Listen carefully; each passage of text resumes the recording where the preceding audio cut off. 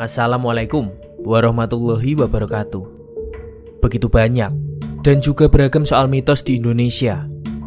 Bahkan beberapa di antaranya pernah diangkat ke layar lebar dan menunjukkan bahwa Indonesia ini kaya akan budaya dan juga tradisi. Terutama akan hal-hal yang bersifat klinik. Meski demikian, seiring berkembangnya zaman, ada beberapa kisah mitos rakyat yang kini mulai dilupakan. Salah satunya adalah mitos soal hantu engklek-engklek yang konon katanya merupakan hantu pemangsa mayat. Misteri soal keberadaan hantu engklek dahulunya sangat terkenal dan juga populer hampir di seluruh daratan tanah Jawa. Namun kini bahkan hampir tak terdengar lagi. Seperti apakah kisahnya? Simak video ini dan selamat datang di channel Bang Bets Illustration.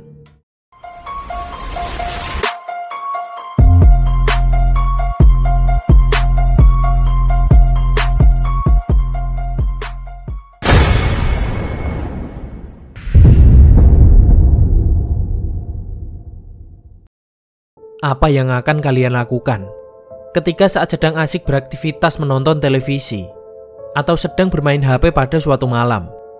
Tiba-tiba kalian mendengar suara asing yang berbunyi.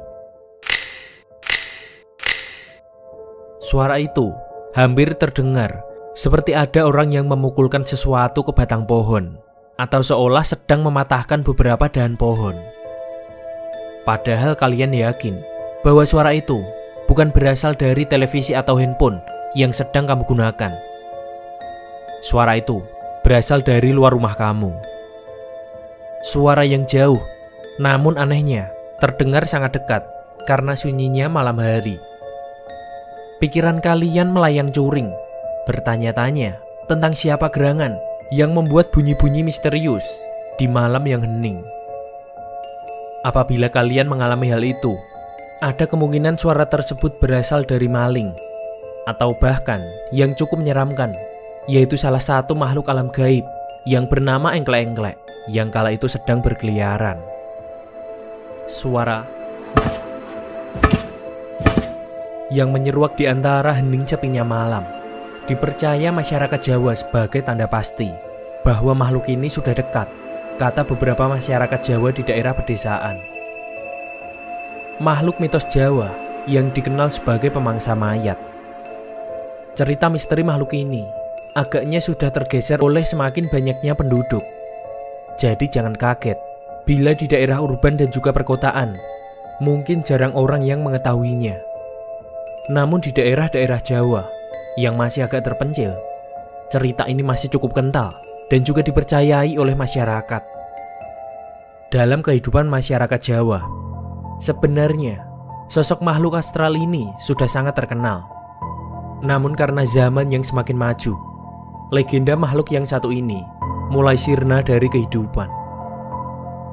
Hantu engklek-engklek atau kerap dipanggil setan engklek karena tanda kedatangan dari setan engklek mengeluarkan suara klek-klek atau srek-srek. Suara-suara itu dihasilkan dari gesekan rantai yang mengikat kaki si engklek.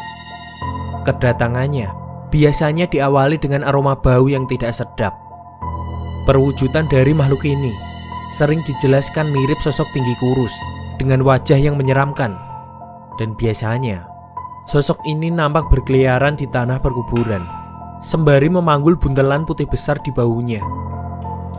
Menurut kepercayaan masyarakat, buntelan besar itu merupakan buntelan pocong yang diambil dari kuburan untuk kemudian dimangsa oleh hantu engklek-engklek itu.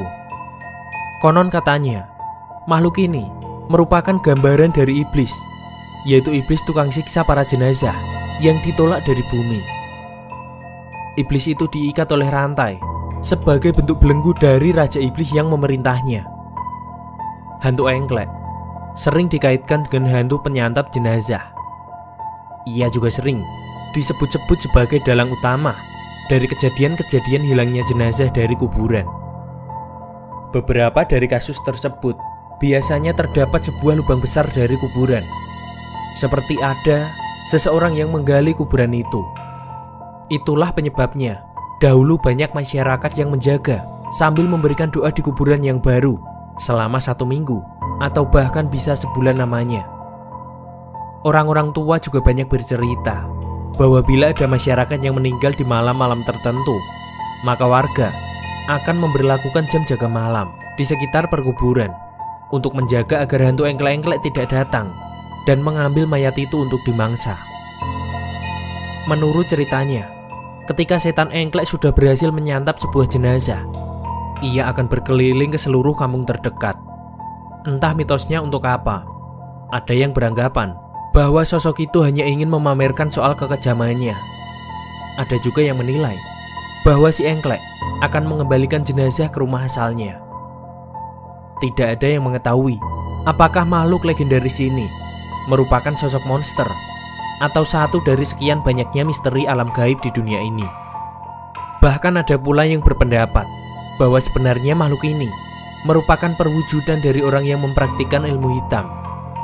Dan dengan ilmu hitam itu, kemudian mengharuskan pemiliknya untuk berubah menjadi sosok makhluk hantu engklek-engklek yang pastinya menyeramkan. Jika kalian melihat kehadiran hantu ini, sebaiknya jangan menatapnya, apalagi sampai membuka pintu, karena sosok ini akan mengira disambut dan akan memasuki rumahmu. Kali ini, kisah datang dari seseorang yang bernama Ali. Pada sekitar awal tahun 2000-an, pada saat itu, ia masih berumur 24 tahun. Ia tinggal di sebuah pedesaan yang terpencil di Provinsi Jawa Tengah, yaitu di kota Solo. Itu pun berada di pinggiran yang jauh dari pusat kota.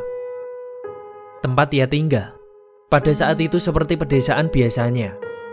Jarak antar rumah bisa berjarak lumayan jauh, di mana rumah Ali dengan tetangga-tetangganya masih dipisahkan oleh kebun. Dan selain itu, pada saat itu, warga desanya tidaklah padat, hanya ada sekitar belasan keluarga. Jadi bisa dibayangkan betapa sepinya kampung itu ketika malam hari tiba. Ali adalah pemilik bengkel motor yang ia rintis sejak lulus SMK. Bengkelnya tidaklah jauh dari rumah. Biasanya, ia berangkat dan pulang bekerja hanya menggunakan sepeda. Ia berangkat dari rumah biasanya pukul 8 pagi dan pulang ke rumah pada jam 8 malam. Sehari-hari, setiap pulang ke rumah, ia mengendarai sepeda di jalanan yang gelap dan juga sepi. Karena memang, orang yang berada di kampung hanya keluar malam saat ke masjid, atau mungkin ke warung saja. Sebagai bayangan, rumah Ali berada di barisan paling belakang kampung, yang di depan rumahnya hanyalah jalan setapak yang kecil, yang menghubungkan antar rumah tetangga. Samping kanan kiri dan belakang rumah merupakan kebun salak di antara rumah warga yang lain. Yang cukup mengerikan lagi, jika harus pulang ke rumah saat malam hari, ia harus melewati sebuah pemakaman umum yang juga tak jauh dari rumahnya. Cerita bermula ketika ia pulang bekerja. Pada saat itu, hari Kamis malam atau biasa disebut malam Jumat, pada jam yang tidak ia ketahui pasti. Namun kala itu sekitar jam 8 malam. Ia mengendarai sepeda tua miliknya seperti biasanya, melewati jalanan gelap dan juga sepi. Kondisi tubuh yang lelah setelah bekerja membuatnya ingin segera cepat sampai ke rumah untuk beristirahat. Namun entah kenapa, malam itu cukup berkabut dan terasa dingin saat hampir dekat dengan makam yang setiap hari ia lewati. Sebelum melewati makam itu, ia menjadi ingat bahwa belum lama salah satu tetangga sebelah rumahnya meninggal dunia dan dimakamkan di pemakaman itu. Pada saat itu, masih ada kepercayaan bahwa orang yang meninggal, arwahnya masih bergentayangan selama 40 hari. Perasaannya pun bergidik ngeri. Ia takut kalau nanti bisa saja melihat penampakan saat melewati makam itu. Dan dengan rasa takut, ia mengayuh sepedanya melewati makam dan berusaha untuk hanya melihat ke depan. Saat berada persis di depan makam, sekilas di samping penglihatannya, ia merasa melihat sosok hitam tinggi berada di pemakaman. Namun ia beranggapan itu hanyalah halusinasi saja. Lagian, hal itu tidak benar-benar ia lihat di depan mata, karena memang ia tidak berani melihat ke samping.